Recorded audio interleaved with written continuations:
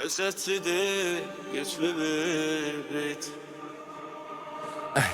Yolun əzmi, Bakıdan qalxan səs bu bizi atlılar. Dünya bizi tanıyır, Qarabağın əfsanəsi. Yolumuz asan değildi, lakin heç kəs bizi saxlamadı. Çempionlar liqasında bir hamını məğlub etdik. Benfica, Kopenhagen, Eintracht hamısı geridə qaldı. Camıla duran gol vurdu, hamı sevindi. İndi növbə Anfielddə Liverpoola qarşı. Həmişəki kimi heç nədən qorxmuruq, səslərimiz ucalacaq. Qələbə, qələbə biz Qarabağı. Dünya bizi gözle, bu akşam tarih yazırıq. En güçlüye karşı Anfield'da döyüşürük. Qələbə, qələbə biz Qarabağı.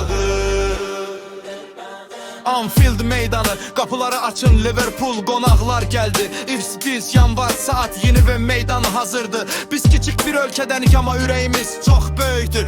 Onların stadyonu böyük ama bizim irademiz daha da böyükdür. Şakir, Bəhlul, Zübir, Andrade hamısı hazırdı. Qurbanov deyir, inanın kazanacağıq. Biz oyunu sevirik, lakin qələbəni daha çok sevirik. Anfield'ın divarları bizim nəğməmizlə titrəyəcək. Hada sürətli və enerjili.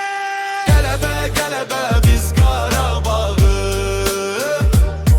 Dünya bizi gözle, bu akşam tarih yazırıq. En güçlüye karşı Anfield'da döyüşürük. Qələbə, qələbə biz Qarabağı. Üçü hissə final çağışı. Bütün futbol dünyası bize bakın. Biz efsane değilik, biz reallığıq. Bütçemiz küçük ama ruhumuz alemlerden böyüktür. Məqsədimiz bəllidir, play-off'a çıxmaq. Bu yalnız bir oyun değil, bu bizim döyüşümüzdür. Azərbaycan üçün, vətənimiz üçün, Qarabağ üçün göstərək onlara nə deməkdir heç vaxt təslim olmamaq. Qarabağ irəli!